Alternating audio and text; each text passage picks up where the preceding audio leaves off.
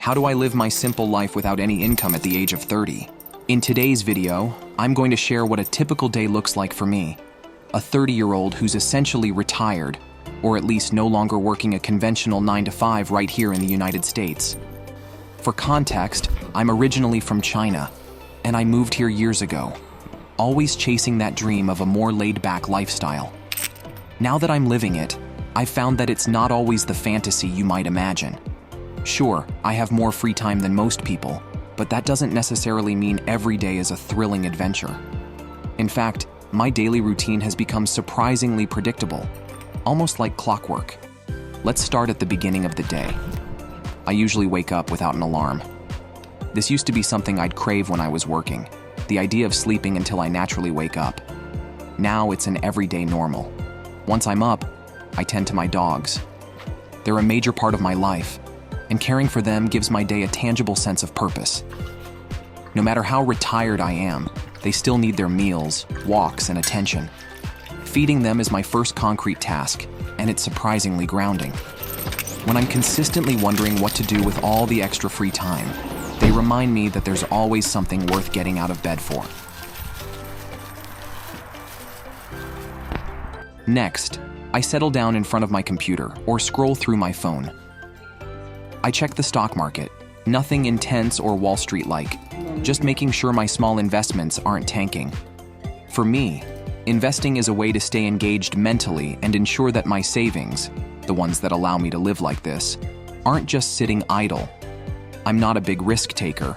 It's more about staying informed, making small trades if needed, and trying to keep my financial health stable over the long term. After that, it's a quick look at Reddit and X, formerly Twitter, to stay in the loop. I'll read a few trending posts, catch up on any big news or cultural events. Sometimes I'll go down a rabbit hole of memes or debates. It's a balance. On one hand, these platforms help me feel connected to what's happening out there. On the other, I have to be careful not to lose hours to endless scrolling. Then comes the most important part of my day, lunch. Believe it or not, I only eat once per day. By cutting down to a single meal, I save a ton of money on groceries. It also forces me to make that one meal count, both in terms of nutrition and enjoyment. It's not something I'd recommend to everyone, but it works for me. I don't have the temptation of a busy office environment with vending machines or coworkers suggesting takeout. Instead, I can plan a solid, balanced meal at home. Cooking for myself ensures I know exactly what I'm putting into my body and helps me maintain some degree of health and wellness.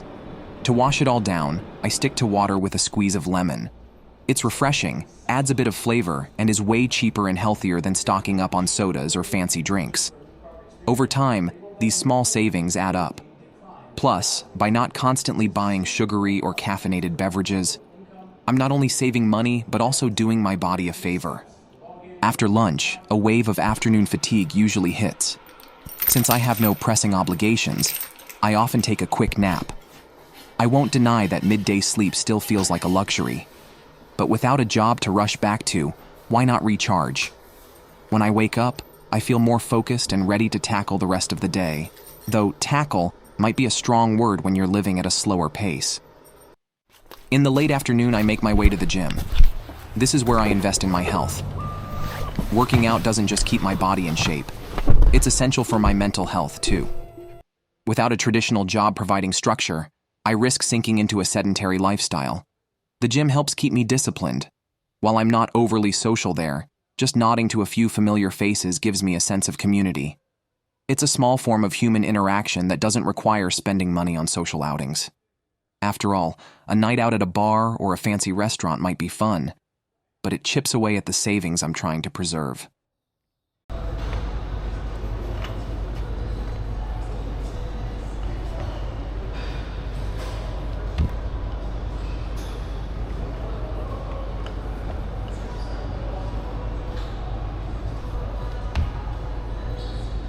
Evenings are usually spent gaming.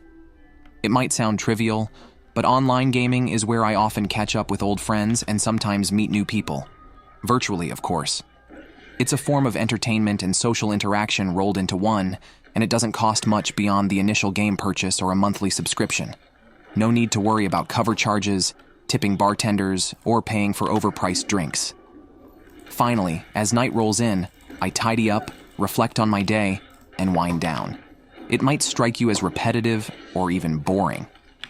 But this routine is what allows me to maintain a lifestyle where I don't need to clock in every morning. It's a trade-off. Fewer material comforts and social events for more freedom and personal time. Is it perfect? Number. There are days when I wonder if I should take up a new hobby or volunteer just to add some variety. But for now, I'm content. I get to focus on staying healthy, keeping my expenses low, and engaging in activities that keep my mind active, like following the stock market, cooking one well-thought-out meal, and interacting with people online. So that's my life in a nutshell. Simple, budget-conscious, and centered on maintaining what I have rather than chasing what I don't.